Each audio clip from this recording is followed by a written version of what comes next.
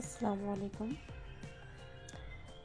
আজকে আপনাদের দেখাবো মজাদার স্বাদের গরুর মাংস রেসিপি।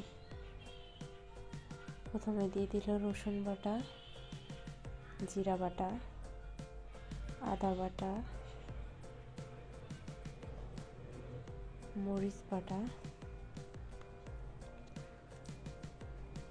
এখন দিয়ে দিবে তেজপাতা, দারচিনি, গোলমরিচ এবং লবঙ্গ।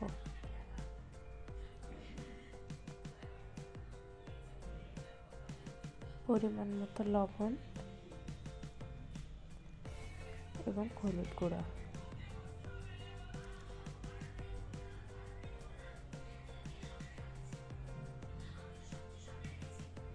তেল দিয়ে এই মাংসটা এখন নাড়া যাবে না, ঢেকে দিতে হবে।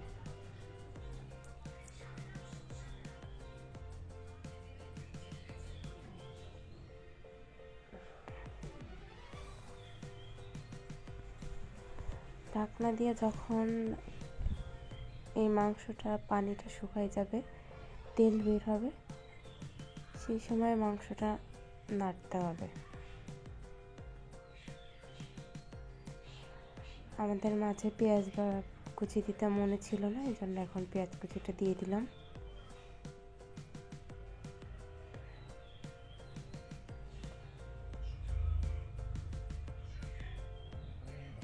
দেখতে পাচ্ছেন এখন পর্যন্ত কিন্তু আমরা নাড়ি নাই।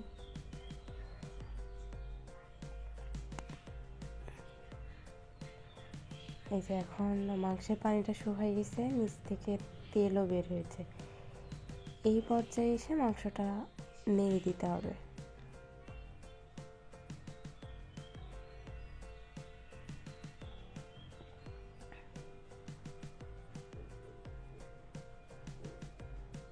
মাংসের কালারটা খুবই সুন্দর এসেছে।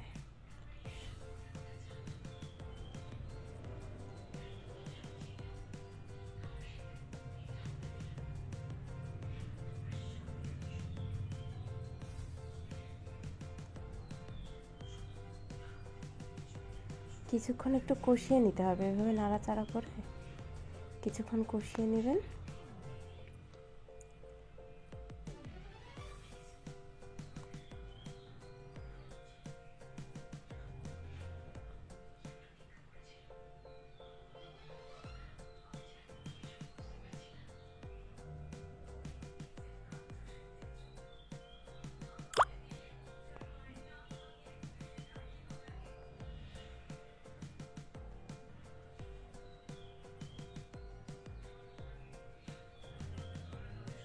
তখন এর মধ্যে দিয়ে দেব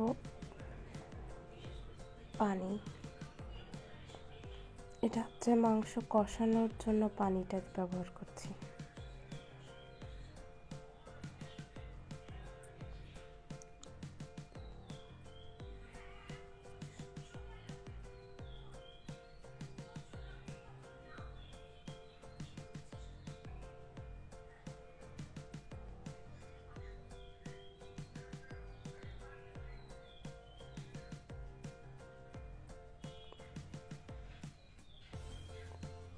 যে মাংসটা কষানো হয়ে গেছে,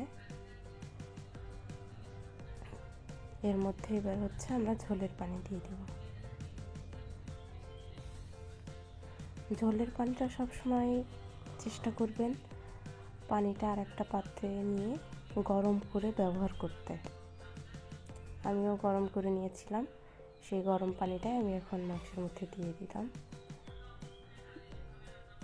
এখন আমি মাংসের স্বাদটা আরও একটু বাড়ানোর জন্য আমি একটা কড়াইতে তেল, পেঁয়াজ, শুকনো ঝাল এবং কিছু কাঁচা জিরা ভেজে নিচ্ছি। এটা কিছুক্ষণ নাড়াচাড়া করব। পেঁয়াজের কালারটা যখন ব্রাউন কালার আসবে, সেই সময় আমি এটা এখন মাংসের মধ্যে ঢেলে দিব। ঢেলে দিয়ে ভালোভাবে মাংসের সাথে এটা মিশিয়ে নিব। মিশিয়ে নিয়ে 1 মিনিট মতো নাড়াচাড়া করে মাংসটা আমি নামিয়ে নিব।